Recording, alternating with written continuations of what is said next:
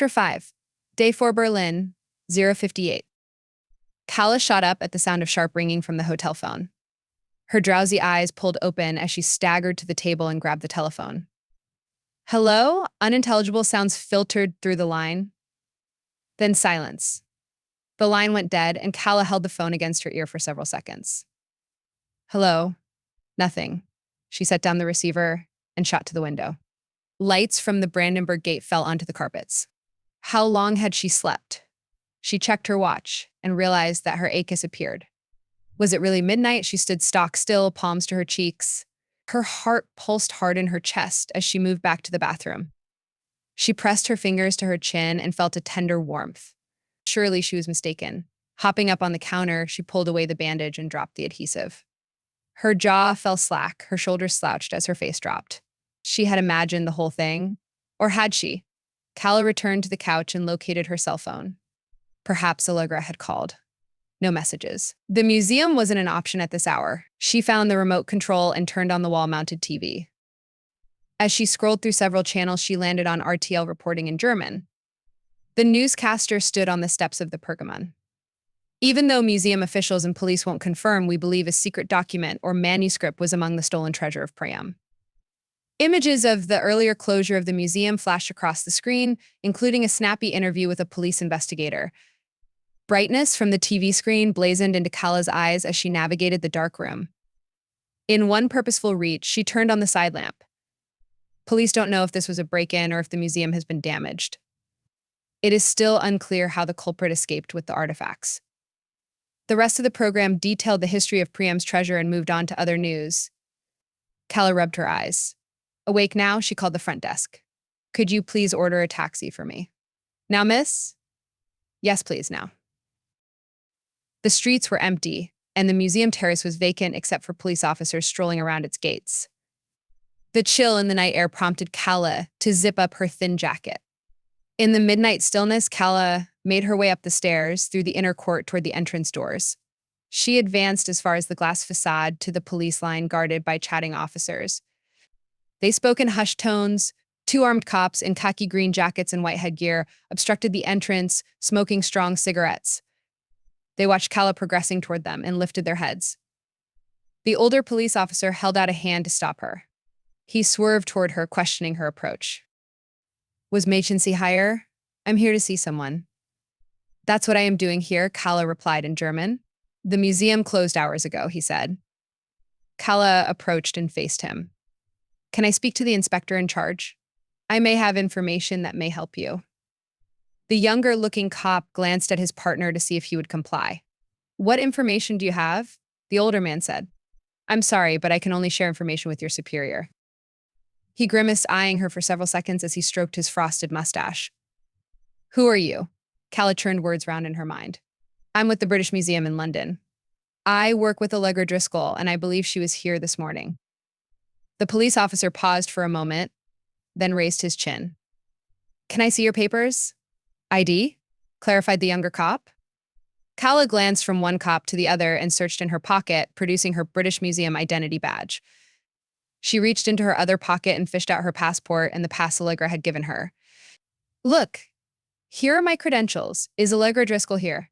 I need to see her. The armed men studied her documents with a cautious eye. After what seemed like several impending seconds, the older man pulled out his police radio and turned his back to her. An impatient voice left his lips, and she peered past him, observing a tall guy within the museum entrance. He stood with two other officers and museum officials and spoke into a police radio. Calla guessed he was the chief, although she failed to make out his face in the moderate light. Yes, she says she knows Frau Driscoll, mumbled the cop. The fellow within the building made his way outward and crossed toward them. Then the cop who'd questioned Calla handed her credentials to the approaching man. I'll take it from here, he instructed. The two police officers let Calla pass the law enforcement line and drew away from the entrance. A lump rose in her throat. I'm Raymond Eichel, the inspector in charge. Was kann ich für Sie tun? What's your business here? He said, switching to English. Calla supposed her German would be less problematic than his English. She wanted to turn back, abandoning the entire plan, but she extended a hand. Calla Cress from London. With eager eyes on her, Eichel accepted her handshake. His sturdy grip nearly jolted her arm socket. She managed a weak smile. I'm looking for my friend, Allegra Driscoll. We were to meet here yesterday. I'm part of her delegation. Eichel studied her credentials as she spoke and shot her a quizzical look. You know Allegra Driscoll, he said more as a statement than a question. Yes. Eichel stepped back and tilted his head toward the doors. Come this way, she obliged, grateful to escape the frigid night.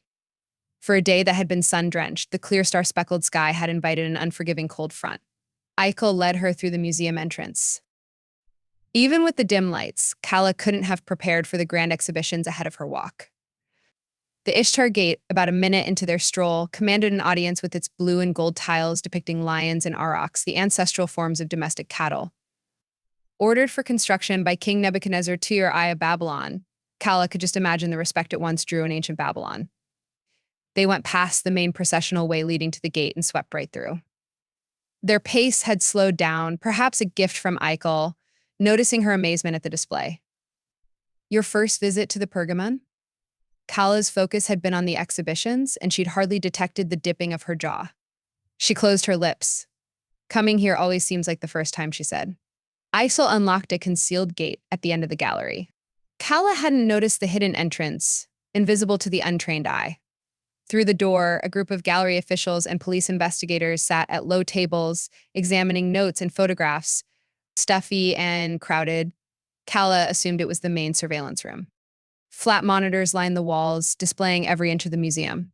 She recognized some of the surveillance systems, having advised the British Museum security team on safe, unobtrusive methods of protecting displayed Italic and Etruscan antiquities. They were using the area as the temporary headquarters for the investigation. Officers acknowledged Eichel and carried on about their work. Calla refused to believe a simple theft had caused all this, as Bierman had explained. After stepping into another room, Eichel climbed down a dimly lit staircase to a lower level. She tailed him. Had coming here been a good idea? It was too late. The next chamber changed her mind altogether. Her eyes gaped at an immense vault the size of a high school gymnasium. Filled to the max, the space boasted ancient Egyptian art, sculptures from old Hellenistic ages, artwork from Greek and Roman antiquity, mosaics, bronzes, jewelry, and pottery. One wall stored Islamic works covering the entire region of Spain to India from the 8th to the 19th centuries and several other precious, priceless items awaiting display. Calla breathed in the sight and skimmed the space. When would he get to the meat of the tour? Rubbing her arms, she held them in an embrace for warmth. Listen, do you know where Allegra Driscoll is? Eichel marched forward and halted by a work table with a clear label. Priam. The table was empty.